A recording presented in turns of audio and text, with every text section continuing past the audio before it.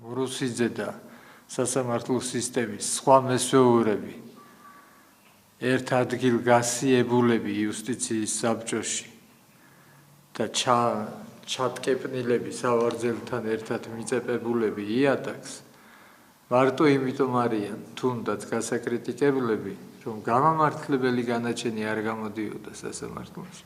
როგორ შეიძლება ყველა და ყველანი იყოს დამნაშავე. ეს ხო ბერიას დროსაც არ იყო ასე. ეს ხო თეორიაშიც არ შეიძლება იყოს ასე, რომ 100%-დან 100-ვე დამნაშავე იყოს.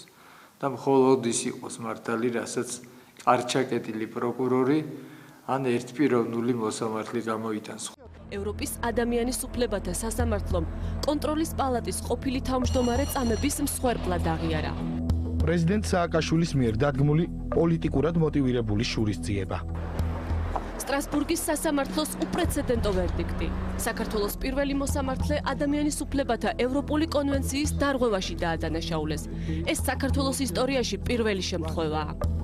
კოტე კუბლაშვილის მიერ ჩადენილია საქართველოს კონსტიტუციის დარღვევა, რაც იმპიჩმენტის უპირობო საფუძველია. ის არის, იყო და ალბათ დარჩება ისტორიაში როგორც პირსისხლიანი რეჟიმის ერთ-ერთი პალაჩი მოსამართლე.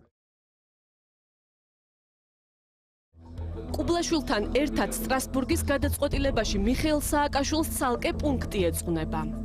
2004 წლის 11 ივნისსა და 2 ივლისს საქართველოს პრეზიდენტმა გააკეთა ორი განცხადება და სულხან მოლაშვილს ქრთამის აღებაში დასდო ბრალი.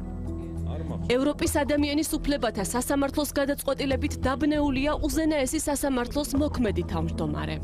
სასამართლოს გადაწყვეტილებას რო უდანაშაულობის პრეზუმპცია დაარღვიეთ, თქვენ ამას ეთანხმებით? ვერ გეტყვით, იმიტომ რომ ეს განცხადება გავაკეთე თუ არა არ მახსოვს. ხო გასაგებია.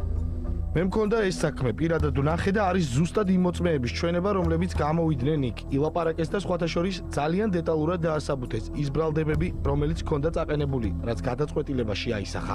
ადასტურებთ ამ განცხადებას პირველი ინსტანციის განაჩენს რო უწოდეთ კანონიერი. არ მახსოვს როგორ გითხრათ ახლა დღეს, რომ ეს გითხრათ რომ ესე კანონია. საერთოდ არ მახსოვს ესეთი განცხადება გავაკეთე თუ არა.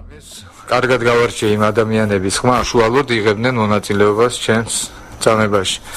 ესენი გახდნენ გიგა ბოკერია, ზურაბ ადეიშვილი, გრიგავაშვილი და სხვები, არყით გაჟღენთილი მთვრალი, დამქაშები და სპეციალისტები ადამიანის წამებისა